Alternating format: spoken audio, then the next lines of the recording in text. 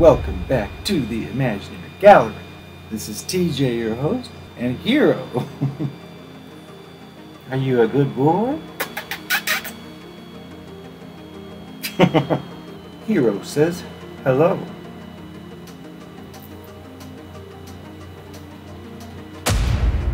Tonight's discussion is a smorgasbord of a few things blended together which tie into the Narcissist's bag of tricks. A few examples and a discussion of some of the traits these creatures display, traits for you to watch out for, and if you experience them, run for your life.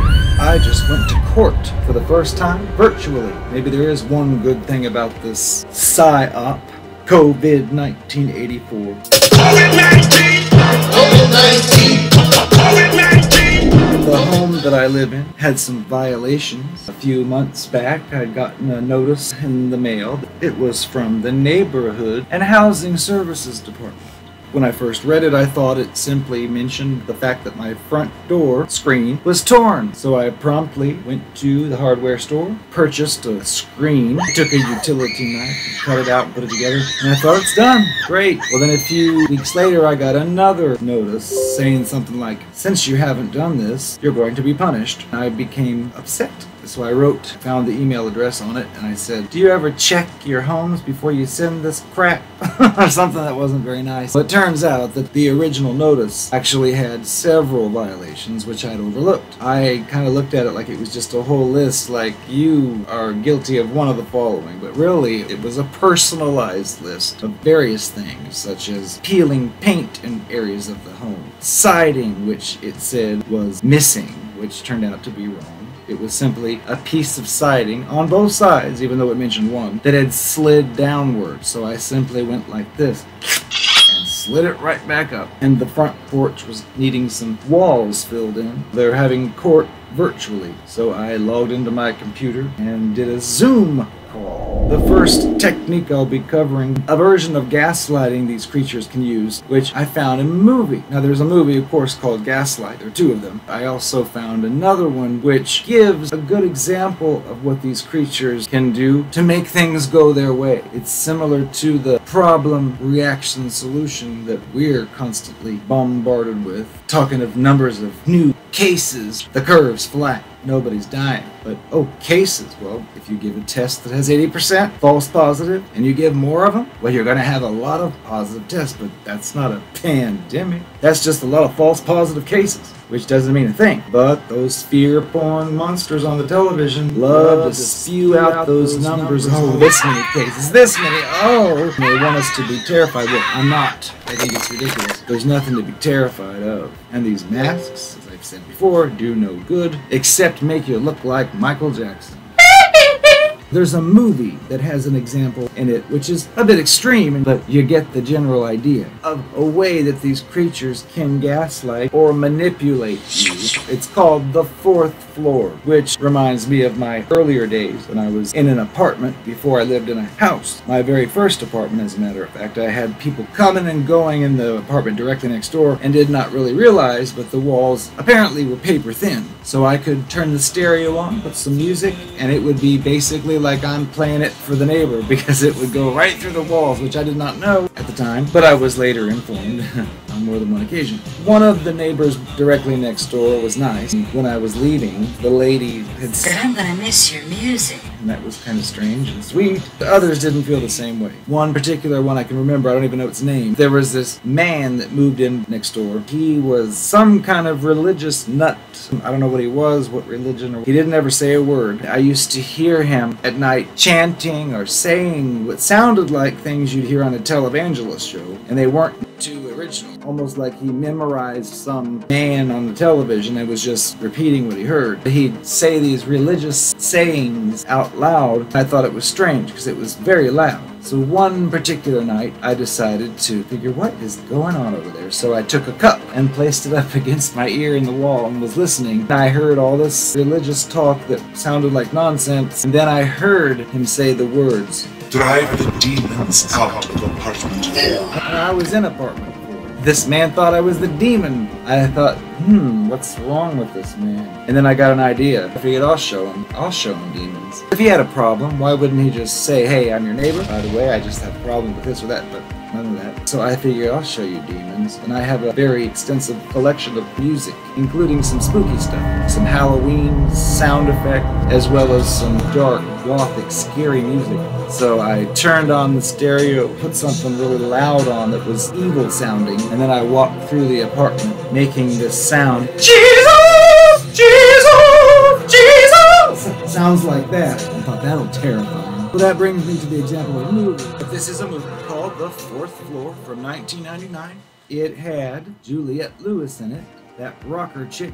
It was a mystery horror thriller film, written and directed by Josh Klausner, and it also had William Hurt, Shelley Duvall, Austin Pendleton. Apparently it was a direct-to-video movie. But it was filmed on location in New York City, which was one of my favorite cities before it changed, and also in Canada. But the story's about this girl. Her name is Jane. She had inherited a rent-controlled brownstone apartment from her late aunt, and despite her boyfriend's appeals, decided to move in and be on her own. For the very first time, she met the neighbor, Shelley Duvall, who was on the first floor, who told her everybody's name that lived in the building, and said there was also a woman on her floor named Alice, who was a hermit. Well, the next morning, Jane found a note on her door, warned her against the noise she was making while she was moving in. This girl just dismissed it and thought, whatever, I'm moving in, it makes noise. And she resumes moving furniture around, which makes loud noises. And she calls a locksmith after someone had tampered with her locks. The locksmith is a strange man who lives in the building across from her, which she saw something that looked like he may have harmed a woman. She was looking through her window. And then she makes friends with this old man in the building, Mr. Collins, who was also friends with her boyfriend in high school. Her boyfriend is telling her to move in with him. He doesn't want her being independent, having her own apartment. And she has an argument with him about not wanting to move in with him. And after this, the tiles on her kitchen floor are smashed by her neighbor from downstairs.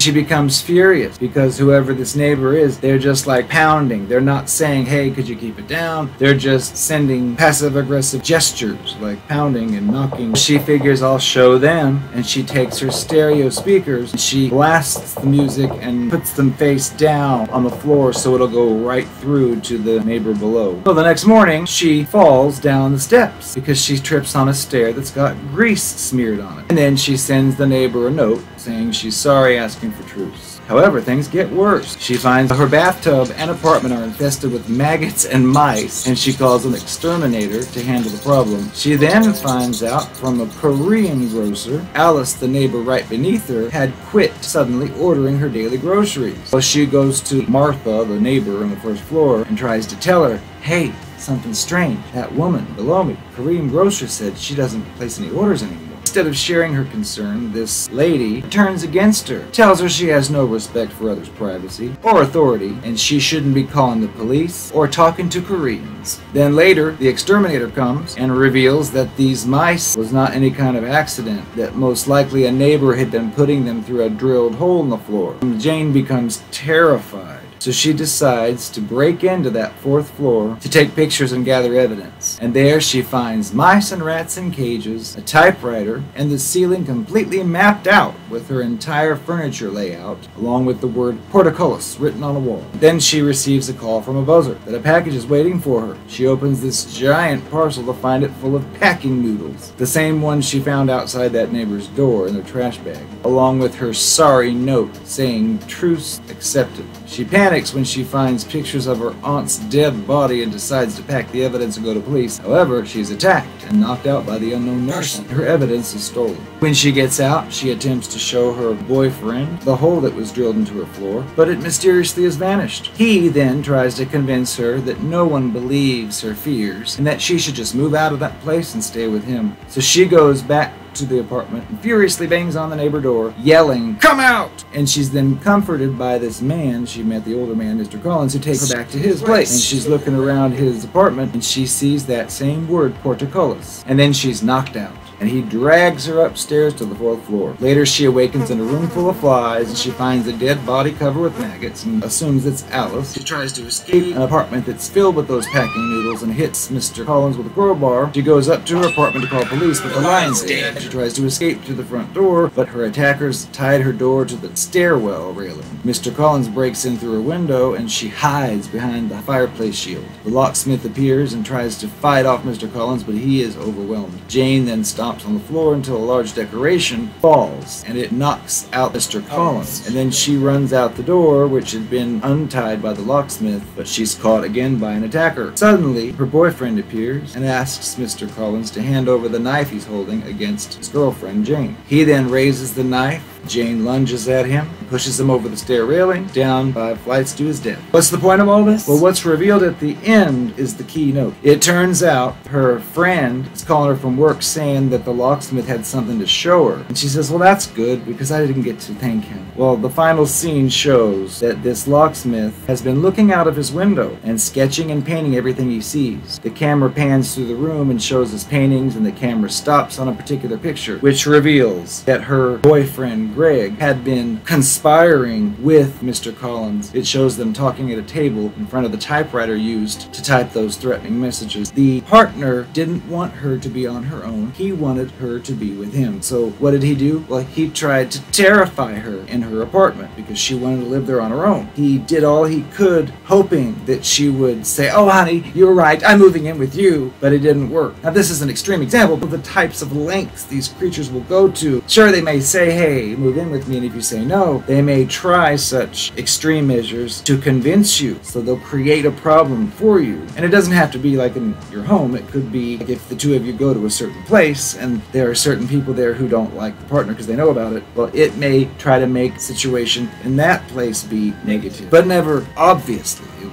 be something arranged so that it's not fun, hoping that you'll eventually say, no, I don't want to go there, I didn't have any fun the last time. So these creatures may do something like that, but I could relate to that girl because I did similar things, just not the exact same, but having a crazy neighbor. Another thing to be aware of with these creatures, sometimes you'll catch them, sometimes they'll flat out lie to you, and you will pick it up. There's something you need to be aware of. These creatures are tricky. I have a friend who came over to my home when I was younger. He wanted to visit, and I had to go in the restroom or something, so I left the room for a moment. But when I came back in, I was talking to him, and I noticed this sticker decal I had for a particular radio station that popular at the time. It was a real neat-looking decal with a logo on it, and I happened to look at him and notice it was sliding out of the bottom of his shirt. He had stolen it, or he tried to steal it. And I saw it, and I said, you tried to steal that! That's mine! And he looked embarrassed. Oh, I guess I did. Oh, he gave it back. Well, that's what a regular person typically, well, not the stealing part, but when they're caught, they'll show it. Well, these creatures don't. Like the example I told long ago, where the creatures, I looked at its book to see the last appointment it has is 6.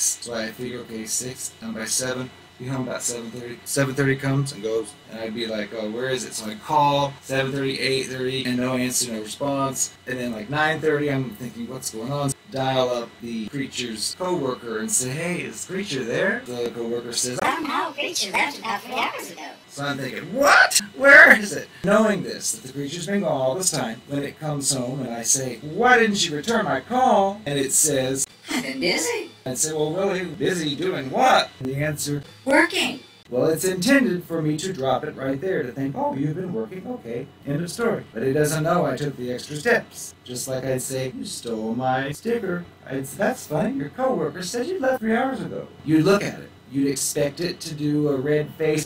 Oh, yeah, oh. There's nothing like that. Instead, it just snaps straight to the next story. Was conveniently left out of the first version, but it's, oh, afterwards I did this. I went for some cocktails with one of my clients. just like that, and nothing is indicating anything's wrong, but you know in your mind, but wait a second, I called. A person should have answered the phone at least to say, hey, I'm going to be rolling out for a cocktail with my client or something, but nothing. So it was intended for me not to know that it did all this, and that's suspicious. That's fishy. Where's open communication? Why not, oh, I'm working till 7, it should be done by 8, I have a plan to do this. Or when I'd said, busy doing what, the correct answer would have been, well, I worked until 7, and then until 8 I did this, and now I'm here. But none of that, no, he didn't want any of that to be revealed, which indicates there's probably something fishy going on. And it probably wasn't a client, or if it was, there was somebody else there that shouldn't have been. The point of this is they don't show shame or any type of embarrassment. They just switch gears and tell another story. What you'll often find with these creatures, oh, they're upset. Like in this case, I found out later from the co-worker that this creature, after this event, but you'd think you'd see that fury, such as, what was my co-worker telling where I am? Oh, I'm going to tell her. But no, it was just, no, I was doing this, I was doing that. And you're thinking, or I was thinking, oh, it didn't even bother this creature that co-worker tattled on it. It did bother it, but it would never show that to me. What I'd find out later is it went to the co-worker and said, if TJ ever calls again, do not answer. Do not respond. So it was controlling the other person because she nearly blew its cover, which probably was blown because it turned out to be a creature running off doing horrible things. So beware of the changing stories that drastically change, but yet they just say it like, oh yes, well of course, well, I worked and then I did this. You know, if it was you and you had plans for a certain thing and it altered, you would probably at least call, because if you're not working, there's no reason not to at least respond to a call. And one last thing you may find when having conversations with these creatures, because remember, they're children that never grew, they're just in an adult's body. You may have heard this sickening technique they use. It's normal for regular people to use themselves as an example. Like if you're in a classroom and the teacher's talking and she says, oh, this spouse beat her husband up because he had done something. It's common for the audience to say, oh, really? Like if they can relate to it, they might say, oh, yeah, in my situation, when my husband did that, I did the same thing. Or they may also not approve of what they hear that the spouse did. And they may say, well, when my spouse does this, well, I would do this. But what you're doing in both cases is relying upon yourself as just an example of how another person may handle a situation, which is very common. It could happen with just a friend saying, oh, my dog, he really loves when this particular thing happens. And you may say, really? My dog does the same. In fact, in mine, it does this. And it's a way of communicating. It's a way of sharing, a way of exchanging, connecting to other people, because you find similar situations that they're going through that you are. Or you can say something that's drastically opposite. When my husband goes out of town, I take care of the kids and stay home. I don't run off with the floozy at the bar down the street or something like that.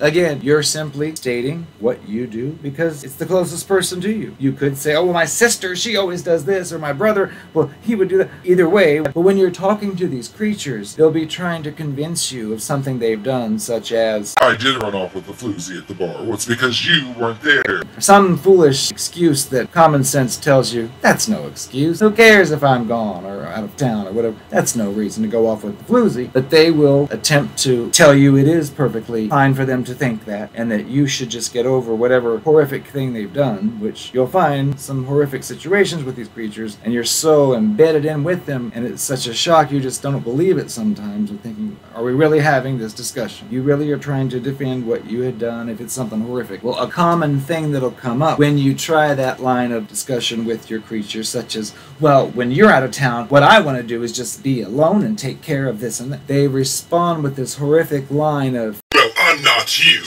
which is quite a surprise too, because in the beginning, when they love bombed you during the idealization, they try to convince you a lot of times that they are you. They're just like you. But in these cases, once it's gone beyond, headed towards devaluation / discard, you'll hear that foolish, childlike line of, well, I'm not you. which I used to think it was disgusting, thinking, am I really hearing this from an adult? So I'd come back with some kind of logical thing like, I didn't say you were me. What gives you that idea? I'm simply stating, well, if I had this happen, I would do this. That means that's something I would do. It doesn't have anything to do with me claiming that you are another person, that you are me. Not the point. But they don't get that, and they just argue with you like a child and say that, well, I'm not you. It's like, didn't say you were. So be aware of that. If you hear that kind of thing, recognize that you're dealing with a child who doesn't know how to handle things, who obviously needs to be left on its own, because that's not the way an adult would normally deal with such discussion. Because you're attempting an exchange, it may not be a pleasant one, but at least it's stating, well, if you were gone and I was alone, I would never do that. You're telling something about yourself, which a regular person would appreciate and think, oh wow, thanks for sharing the way that you are. But they can't have that kind of exchange. They can't discuss, they can't say, or they won't say, oh, I guess that was a bad idea to run off with that floozy. Maybe I should have thought. No, you won't hear those words. They'll just defend whatever they did or say foolish lines like, well, I'm not you. Well, if they tell you, I'm not you, you may just want to say, well, glad that you're not me, because I wouldn't want to be you. Ta-ta. But I realize it's usually not that easy to just run off. For us to just discard, now to them it's simple. And once you've reached your expiration date or done all that you can and know too much that you shouldn't, they won't hesitate to announce. Oh, by the way, I found someone else and I'm with them now. We're through. And it's just shocking. You think, well, how would you have had a chance to get to that point? Or if you are discarded, it's often a shock to hear, like a week or two later, oh, the person's getting married or something. I would hear that kind of stuff and think, good luck with that. And of course, it wouldn't ever last, or it would be something horrific. So I would just sit back and say nothing rather than try to rattle the boat. Because all I would look like is the crazed, possessive ex. So I just think, I'll just sit back and watch this one. Watch it destroy itself. Yes, this is 911. I'd like to report my neighbor. They have a 3-year-old who's having a birthday party. None of them are wearing masks. I'm wearing one now. I'm so movie like Nazi clothes for this. Yes. They're running around, they're not social distancing. They're touching each other, they're hugging and laughing. I can't stand it. I'm just afraid they're gonna kill all of us. Why do you need my name? Fine, my name's Karen. Please, arrest them immediately. I can't take it anymore. I don't answer more questions.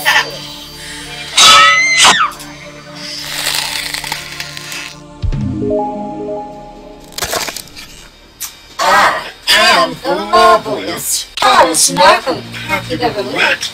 You probably sat alone for hours after you learned all about what I'm about and wondered how you could have fallen for such floozy like me. Well, honey, I'll tell you how. Because I'm very clever. Remember when you met me and I was the Johnny's longest friend? That was an act. The truth was, my previous lover just found out I'd been making love to the postman, the guy in the laundromat, and 2 of my teachers. He wasn't too pleased, because I always talked about how fidelity was so important to me, and then I behaved like that. And you saw him? And when you gave him a piece of your mind, I said, no, don't. when I told you I was abused and all the things that were done to me, those were actually the things I did to my ex. I couldn't very well tell you, but when my ex found out I was making love with the whole city, I couldn't dare, so I twisted the box around and made it like he was like that. That made you hate him. That's what I want. I didn't want you guys comparing notes. Especially if he asked me personal questions about me and how I would See, to get my game right, I couldn't have that. So I had to make sure the 2 of you were not friends. The fact is, I have to be in control of everything. I provide you the information you need, and you respond based on that. Now, of course, none of it was true, or very little of it was true. It's only true if it benefits me. See, I'm clever. I knew that if you knew what I was all about when we first met, you would have run the other way immediately, because you don't need people like me in your life. But I decided to trick you and play a game with you, as I do with all of my targets. It's great fun. I get to play so many different actresses. I'm gonna win an Academy Award with all the satanic pedophiles in Hollywood. I can't wait.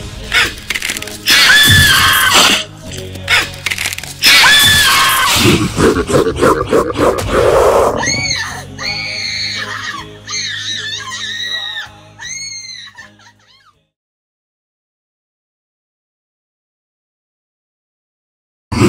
ha ha ha!